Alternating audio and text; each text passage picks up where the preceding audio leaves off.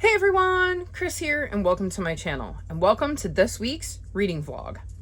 So it is just after Monday on November 22nd, and I am currently without a book, because if you watched my last reading vlog, you will know that I finished Paola Santiago and the River of Tears just before midnight on Sunday night, so I'm not going to bed anytime soon. I need something to read. And with it being Monday, I'm out of books, so I have a whole plethora of books that I'm in the middle of, but I want to keep working away at my Believe-a-thon books, so it's time to spin that wheel. Okay, I'm really going to miss this wheel when Believe-a-thon is over and having it choose the books I'm going to read. So this may be something you see me bring back at some point, as I've kind of enjoyed not having to pick the order I read my books in, but we'll see. Right now, let's get into this spin and see what I'm reading next for Believe-a-thon.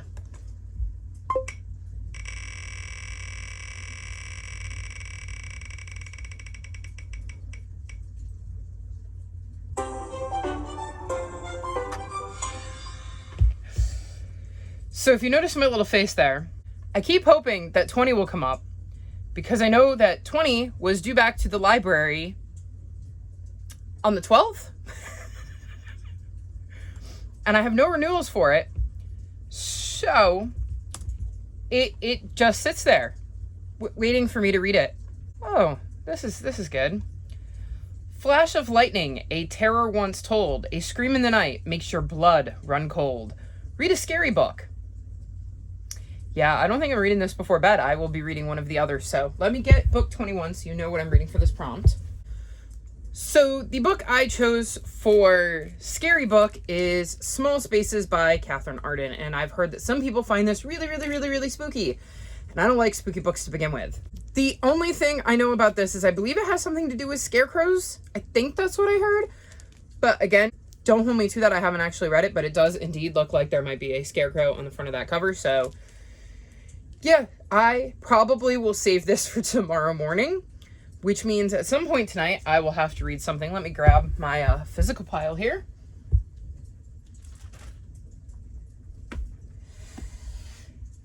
And since I'm only focusing on books that are either overdue from the library or actually on my TBR, my options will be Cream Buns and Crime by Robin Stevens, and I'm on page 78 of that.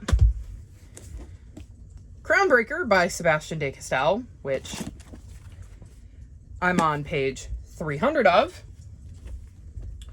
Or We Could Be Heroes by Mike Chen, which I'm on page 163 of and is overdue from the library.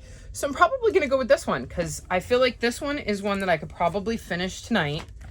And if I remember correctly, I set it down because I wanted to read some middle grade and I knew it was at a point where it felt like it was picking up the pace and I wasn't going to want to set it down. So I'm probably going to go with this one and finish this. And then if I'm not tired or ready to go to bed yet, I will pick up Cream Buns and Crime. I think that's my plan. I would pick up Crownbreaker. Let's see if I can get it in the frame here. But this is another one. Like, I'm on page 300 and this book is... Acknowledgements. Is that the end of the book? Yes. 492 pages. So I only have 192 pages to go in this one. But I don't know how quickly I can get through those 192 pages. And like with We Could Be Heroes, I feel like I'm at a point where once I pick this back up, I'm not going to want to put it down. So I don't know. I guess you're going to have to wait for tomorrow's clip, and which won't be a long wait at all for you, to see what I decided to read, because I have 3 options here, and I'm not sure which I'm going to choose.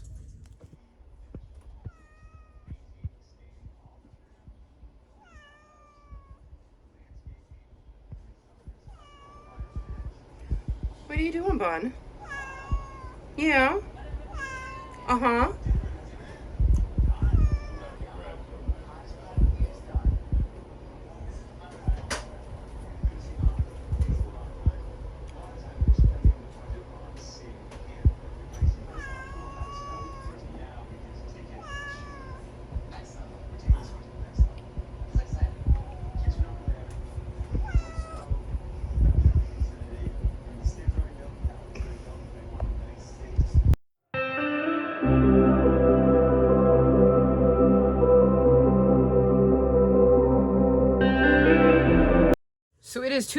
And I just got done watching Gavin and Jade's Sprints, and I thought I would check in because I believe the last time I checked in with you was just after midnight on Monday, and I had spun the wheel and gotten Small Spaces by Catherine Arden and said that I wasn't going to be reading that right then because it is a scary book, and I don't read scary books when I'm trying to sleep.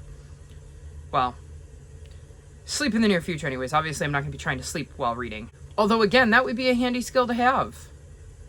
I could get through a lot more books if I could simultaneously sleep and read at the same time. Instead, I did end up finishing We Could Be Heroes by Mike Chen. That's already back at the library because, like I said, it was overdue.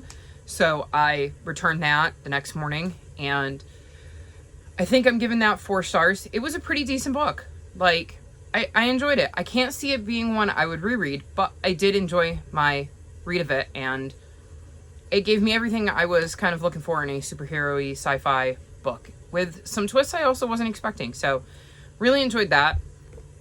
Then I ended up reading some of Cream Buns and Crime, and on Tuesday, once I had gotten up, I finished this. I'm going to give this like a 3.5 stars.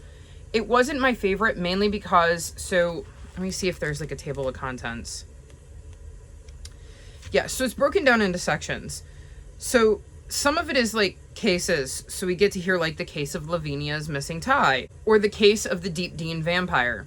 Those were fun, but we also got things like Daisy's Top Detectives, where one of our main characters, Daisy, talks about her favorite detectives, or Code Breaking with Hazel Wong, which wasn't necessarily my favorite parts of this book, though there was a cool section. It's called George's Guide to Unsolved Mysteries, and that part I really, really enjoyed because he talks about all these different mysteries that have been unsolved over the years that are relevant to the time period when the books are set, because obviously he can't talk about ones that happened after his time period because they, for him, wouldn't have happened yet. But like one of them is Jack the Ripper, but he talks about others, and it was really, really interesting to hear about those. I thought that was pretty fascinating. I even brought the book out and made my mom read that part because I thought she'd find it interesting too. There was one, however, that reminded me of a part of another fantasy I had read, and I don't want to say which one because I don't want to accidentally spoil it if you've read this book and then read that one after. But it was interesting because I was like not expecting there to be that similarity, and it made me wonder if the author of the fantasy that I read included that detail in their book because they were inspired by this unsolved mystery. So I thought that was pretty interesting too. So I did manage to finish that one. And then Tuesday night, I started Arsenic and Adobo, and I got about 100 pages in. This is a cozy mystery, and we're following Lila, who is back home working in her aunt's restaurant when her boyfriend, who is now like a food critic, comes in, and he's been giving a lot of bad reviews to local restaurants, including Lila's aunt's, and she ends up serving him and his stepfather, who I believe owns the building where the restaurant resides, and he ends up dying. And she kind of becomes like the main suspect, and I'm definitely enjoying it so far, but I really like that in the beginning of the book, because this is supposed to be like a cozy mystery, there's an author's note right at the beginning, and it basically gives you content warnings. So it says, I'd like to provide content warnings for indications of evidence planting and police intimidation, as well as drug use, fat phobia, racism, and domestic violence. So I thought that was really cool of the author to do, to warn you before you went in that these things were going to be happening, because she even adds that she had like a Homeland Filipino sensitivity reader, and that reader pointed some things out to her which definitely made her include the content warnings, and I really like that she added that and explained that at the beginning of the book. So I definitely went into it expecting it to be heavier than I had originally anticipated based on the description, and so far that is proving true. So I'm really glad the content warnings were in there, and if that is something that isn't your style, then I would suggest you not read it, because it is a huge part of the book so far. And like I said, it reads like a cozy mystery, and it is technically in that cozy mystery category, but it definitely is a lot heavier than a lot of the cozy mysteries I read. Also, last night, I picked up The Key of Lost Things by Sean Easley. This is the sequel to The Hotel Between, and this is the book I'm reading for my Buzzwordathon prompt. I am on page 78, and so far I'm enjoying this. Based on the way this has started, again, I'm really, really glad that I chose to reread The Hotel Between, because otherwise I would have been completely lost, because with the details that I've gotten in this one, there was so much I had forgotten about the first one that if I hadn't reread it, I'd have been screwed. I'd have had no idea what was going on because I had forgotten so much. But so far, I'm enjoying this, and hopefully I will be able to finish this in the relatively near future. And then I did indeed start and finish Small Spaces. I finished Small Spaces today. And today is Tuesday, and I keep talking about Tuesday like it's a different day, because I feel like Monday after midnight was one day, and then Monday after I got up was like another day, and then today has been another day. I'm losing all track of time, but I finished Small Spaces today. I did start it Monday after I gotten up, and then I had to put it down, and I got busy, and I couldn't get back to it until later. And once later came, I didn't want to read it because spooky, and it's definitely spooky. I'm giving this, I think, 4 stars. It started off a little slow, but once I got into it, I was definitely into it, and it definitely was spooky. And I for sure want to continue on with the series, even though they are spooky. But I did end up enjoying this a lot more than I thought I was going to, because like I said, I went into it knowing it was scary, and I wasn't sure how I was going to feel about that. But I did end up enjoying it. Finishing this, though, means I have to spin the wheel. But before I do that, I also want to mention that I finished Murder in the Reading Room by Ellery Adams. That was the audiobook I was listening to. I think that one is another 4 stars. I'm still really enjoying that series, and this one definitely had a lot of twists and turns I did not anticipate coming. So I'm very curious based on, again, on those events where the next book's going to go, because there were some doozies in this one. And I started The Lies They Tell, which is, I think, my YA thriller, and so far I'm not super into it, but I'm only like an hour into the audiobook, so I'm definitely going to give it a little more time before I'm like, yeah, no, I'm DNFing in this. But so far I'm not super enjoying it, and I'm not quite sure what's going on. But I will definitely give it a little bit more time, because sometimes with audiobooks, they take me a little bit longer to get into because I'm not physically reading them, so it takes a little bit for my brain to catch up with what's going on. All that being said, with this very long check-in, let's get to the fun part and spin the wheel to see what book I'm going to read next for Believeathon.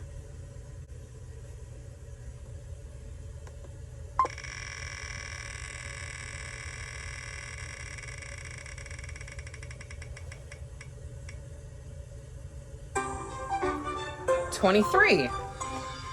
Still not that 20 I'm looking for. I'm totally expecting 20 to be the last book that I spin, just because it's the book I want to read the most.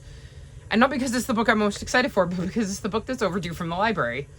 So prompt 23 says, the temperature drops, it's cold in our town. Grab a hot chocolate, let the snow fall down. Read a book that gives you winter vibes. And for this, I'm reading Winter House by Ben Guterson. This is a reread for me. I really enjoyed this book upon the first reread, and I enjoyed both of its sequels as well. But I knew I wanted to do a reread at some point because I wanted to be able to read them in a pretty quick succession. So I'm really excited to dive back into this series and see if I enjoy it as much the second time around as I did the first time around. And then my plan is to, in December, read books 2 and 3. But we'll see if I get to that. You'll just have to wait for my TBR videos to see if I manage to squeeze either of those books onto my TBR. But in the meantime, I'm going to dive into this and work on finishing Arsenic and Adobo and The Key of Lost Things. Among all of the other books I have going, like The Lies They Tell and Crownbreaker and Defy the Night, I just have a lot of reading I plan to get done. So we'll see how I do. So it's Wednesday evening, and I just got done watching Dynamite, which put a giant smile on my face because 2 of my favorite wrestlers interacted, and I was not expecting it. My favorite wrestler is Chucky T, and I was not expecting to see him at all tonight. So the fact that he popped up and interacted with another one of my favorite wrestlers made me really, really happy. So I'm kind of on a high right now, and I thought I would check in and update everyone on where I am reading-wise. Last night, I stayed up till ridiculous o'clock in the morning, but I did finish The Key of Lost Things. I really enjoyed the sequel, and again, I'm really glad that I reread the first book before I read this one. This is another solid 4 stars for me, and there's definitely going to be another book in this series, and I will definitely be reading it whenever that comes out, because I don't think it's out yet. Really enjoy the series as a whole, and looking forward to seeing where this goes, because it left in quite the interesting spot. I also ended up DNFing The Lies They Tell. I just was not connecting with it. I didn't care, and it felt like I would be wasting my time to continue reading it when I have all of these books that I'm far more excited about on my TBR. I gave it a shot. and now I can unhaul it because I know it's not something that interests me. So one less book I need to worry about. I've read some of Arsenic and Adobo today, and I am now on page 176, so I may finish this tonight. If not, definitely tomorrow. I'm still really enjoying this one, but again, it is a lot heavier than you would expect out of a cozy mystery. So if you're going to pick it up, go into this book knowing that like the content warnings that are written in the front of this book are there for a reason, and they are definitely applicable and definitely needed. So I'm still enjoying it though. It's just a lot heavier than I'm used to with my cozy mysteries.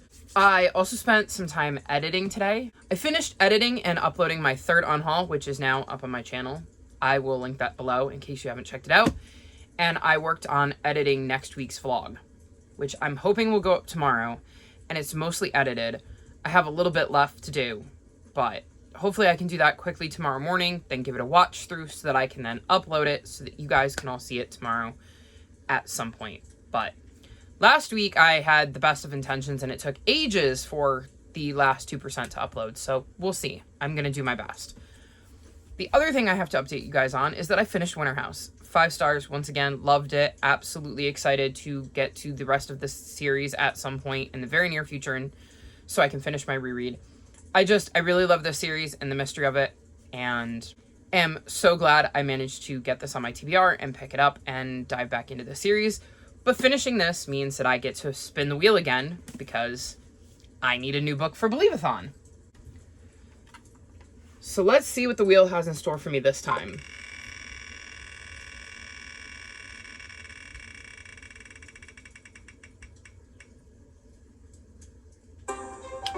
Prompt 4. So the card for prompt 4 says, when ink fills pen and pen fills page, the images will last an age.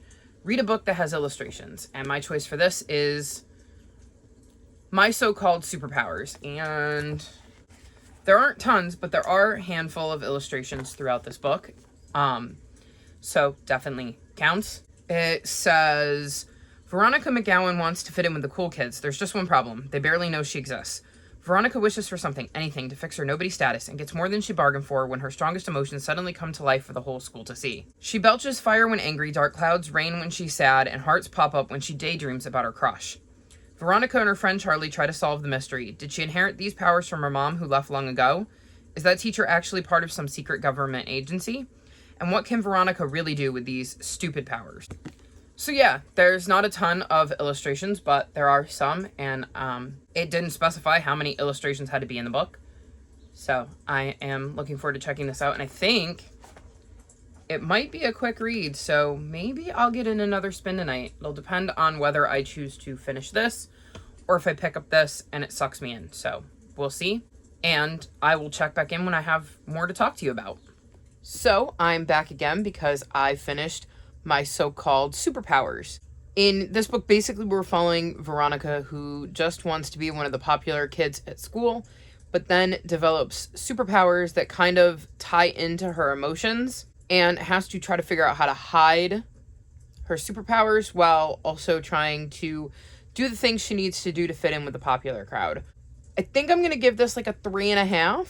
Not because it was bad, but because it just didn't connect with me. I think the intended audience for this would really connect with it, and it would be a really good book to give them, because it is definitely a lot about Veronica trying to figure out what's important and how to fit in, and struggling with wanting to fit in and all that goes along with that. So I definitely think this is a good book for a middle grader, but as an adult, it just didn't work as well for me. But having finished this means I get to spin the wheel again. So here's the wheel. Let's see what I get this time.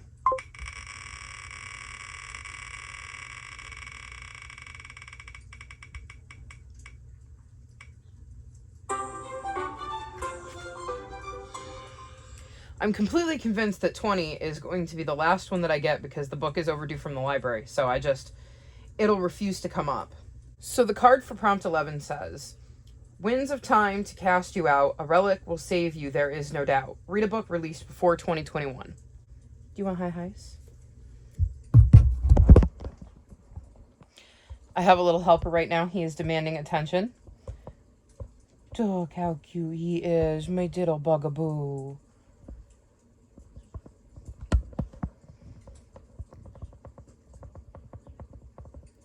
Yeah.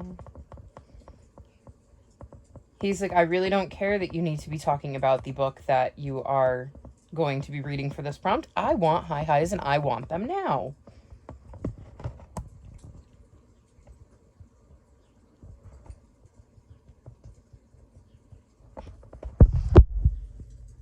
So the book I'm reading for this prompt is The Library of Ever.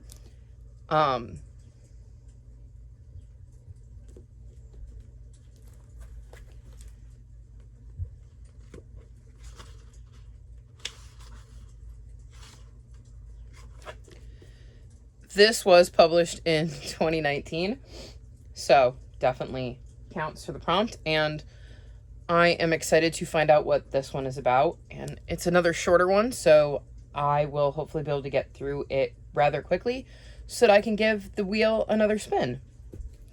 And now I'm going to go lavish this one with all the attention he deserves. I think he likes that idea.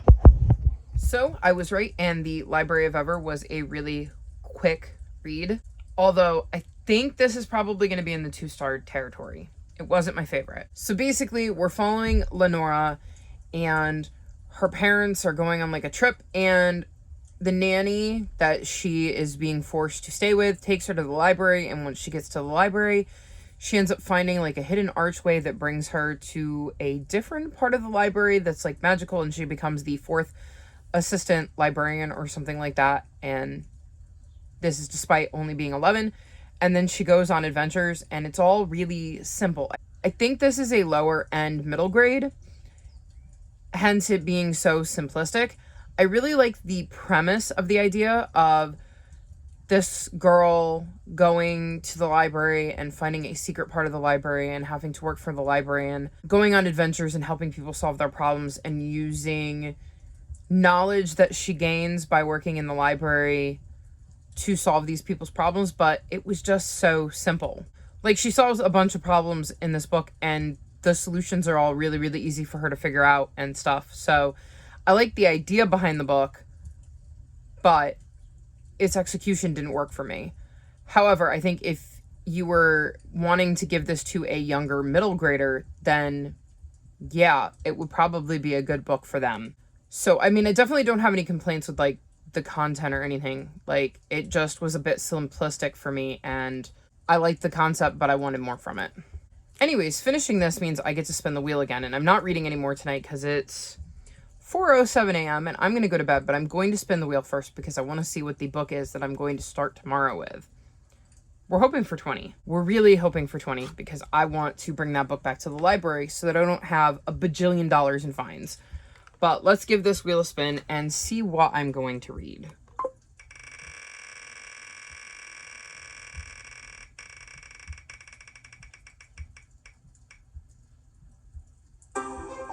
Well, 5 isn't 20. And I think I know what this one is. So, card 5 says, by the force of a patient heart, a lifetime to wait before you can start. Read an anticipated book. And now this is the one I swapped out, which is why I was pretty sure I knew what it was. And so instead of reading Shadowgast, I'm going to be reading Delivery to the Lost City, which is the 3rd and final book in the Train to Impossible Places trilogy. And I believe this is my last 5-star prediction. I think I've read all the other ones, and I'm like 99% certain this is a 5-star prediction. I mean, if not, it is a 5-star prediction. I think it's one of the books I named in my 5-star prediction video, and I'm pretty sure I've read 4 out of the 5, so I think this is the last one. So I won't be telling you my thoughts on this if that's the case.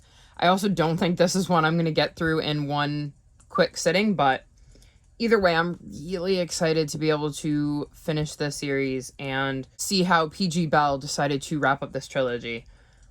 I think this sounds like an awesome way to start off my day tomorrow, and we'll see if I can get through the whole thing in one day.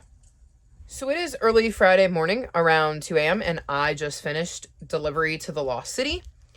And this is indeed one of my 5-star predictions, so I can't tell you what I rated it.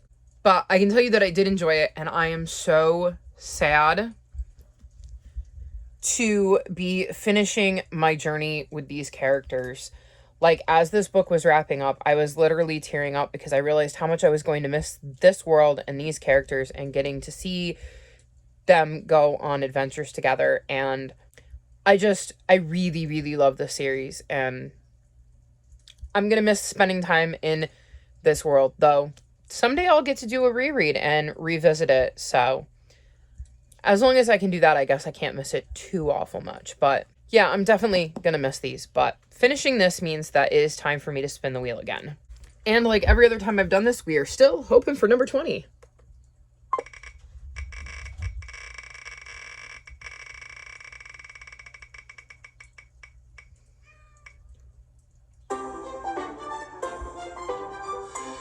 That couldn't have gotten much closer. Like, that was literally this close. So the card for prompt 17 says, step away from what you know. It's not so bad when you change status quo. Read something outside of your favorite genre.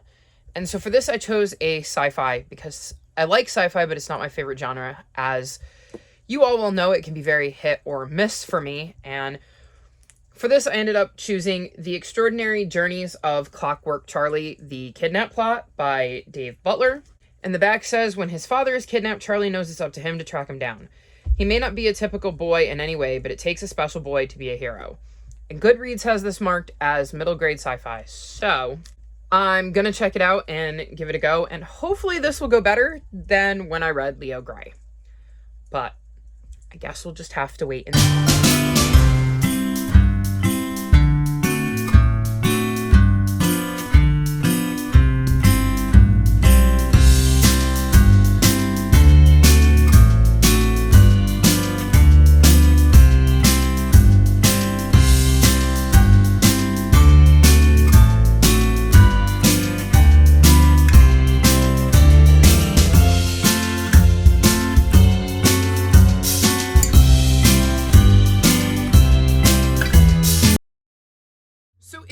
Friday night after Rampage, and I thought I would check in.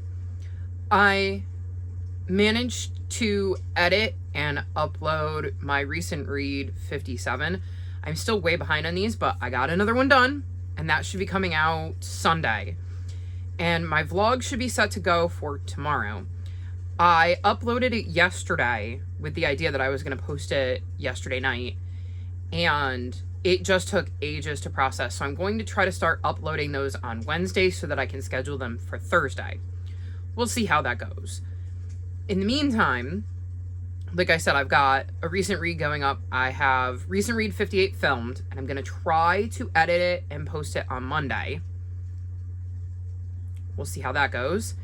And then I want to do my miscellaneous TBR video on Tuesday because I'm going to do like 4 readathons, and there's a lot of overlapping books, so I'm just combining them into one video. And then on Wednesday, my phase 10 TBR, and then on Thursday you'll be seeing this. Obviously at this point you'll know whether those videos went out. If any of them did, I will link them in the description below so you can easily find them if you haven't checked them out yet. But now on to my reading update. So my last spin got me The Kidnap Plot, and this was for read a book outside of your favorite genre. And according to Goodreads, this was sci-fi. And this is another one I didn't enjoy. I was just really bored. I think if I hadn't been reading this for a readathon, I probably would have DNF'd it. But it is what it is. I finished it. I think I'm going to give it 2 stars. There wasn't anything offensive about it. And it'll probably be a higher 2 stars, actually.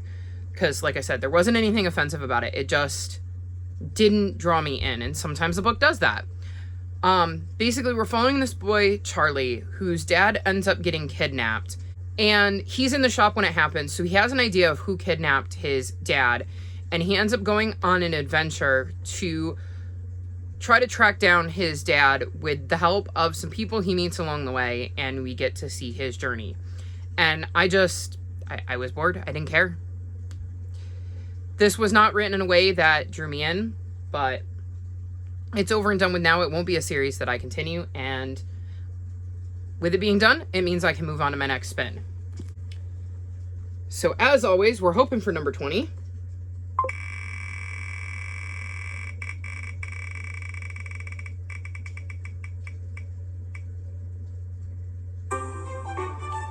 27. So the card for prompt 27 says, the streets and lanes have turned to rubble. Before your eyes, the words all double. Read a book with a title that starts with the same letter as your name. And my name is Chris, and it starts with a K, so I will be reading Kiki's Delivery Service. I have heard nothing but amazing things about this, so I am so excited to finally be reading it. And there's another book, Eva Evergreen maybe, that both Gavin and Jade have talked about that has similar vibes to this, and they've both made that sound good, so I want to read that too, but I'm excited to be getting to this first. It's also rather short, so it should hopefully be a quick read. And if I can get through it, I'll be able to spin the wheel again tonight, which would be amazing because we're still keeping our fingers crossed for number 20. So I'm checking in because I have finished Kiki's Delivery Service. I don't know if you can see her, but I got a little buddy right here. She has taken over the pillow in my bed. Yeah, you. Hi. So Kiki's Delivery Service is about this young girl named Kiki whose mother is a witch and her father is human. And when you're the product of a human and a witch, on your 10th birthday, you have to decide whether you're going to follow in your mother's footsteps. And Kiki decides she's going to, so she learns how to become a witch. So that means in her 13th year, she's going to have to leave her family and find a new town to live in where she can be the witch for that town. So we're getting to see Kiki's journey as she leaves her parents and her hometown and sets out on her own, and as you can guess by the title, forms a delivery service. This was a super cute book, and I can totally understand why everybody loves it. It's not my favorite book I've ever read, but it's definitely a solid 4.5 stars, so I'm really glad that I've read it now, and I definitely think at some point I want to watch the movie because I've heard good things about that one too. But finishing this means I get to spin the wheel again. Come on, 20. Come on, 20. You can do it. Come on. That's not 20. No, that's 3. Definitely not 20. So the card for prompt 3 says, the hands of a clock begin to go back, a journey in time to a period so black. Read a historical book. And the book I chose for this is A Spoonful of Murder by Robin Stevens. This is the 6th book in the Murder Most Unladylike series.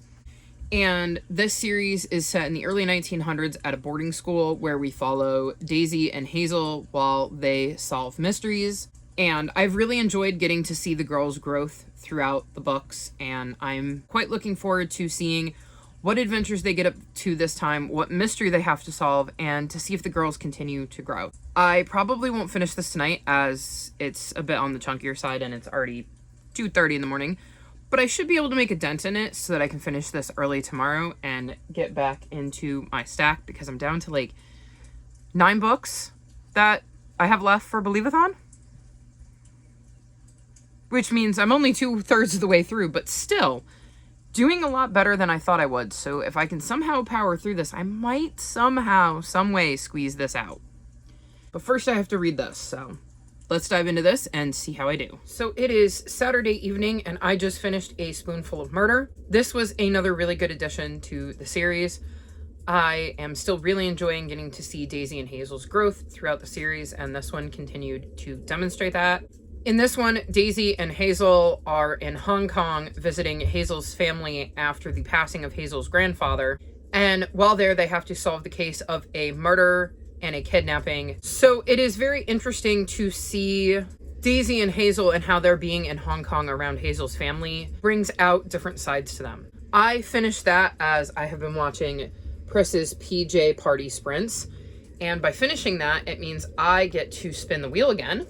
So let's see what it gives me this time. Again, we're hoping for 20.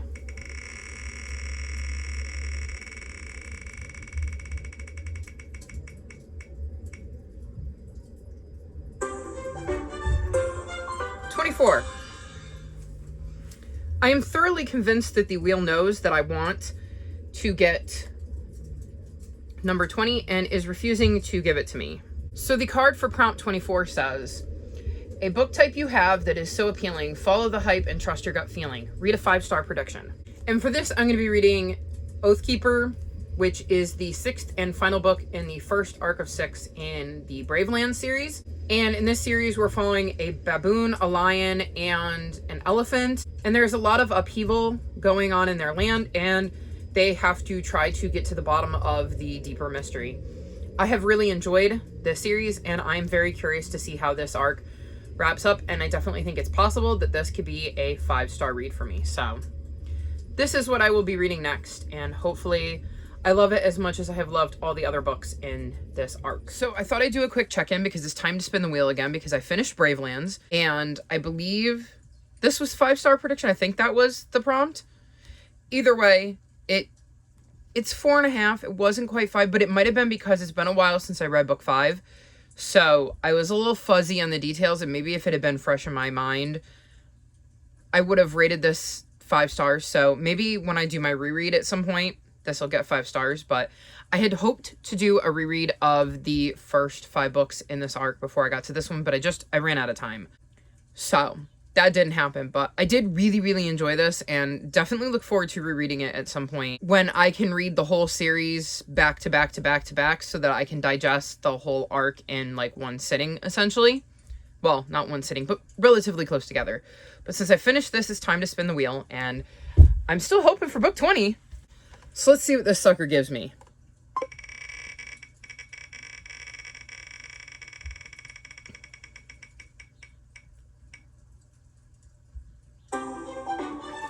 Two. Half right. So the card for prompt 2 says, lost in the woods with sounds all around, get back to the camp before the rain starts to pound.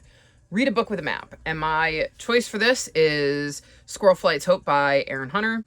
This is a super edition in the Warrior series, and I guess I'm sticking with Aaron Hunter. But this is another one that I'm listening to on audiobook, because I prefer listening to these books, which means I will likely go back to one of my physical reads and read as much of that as I can before I just can't keep my eyes open anymore. So probably Arsenic and Adobo, because I don't think I want to pick up Crownbreaker, because I don't think I have enough energy to finish that tonight. So probably Arsenic and Adobo, but I'm sure you'll find out when I check in tomorrow, because I'm definitely not checking in again tonight. I'm really tired.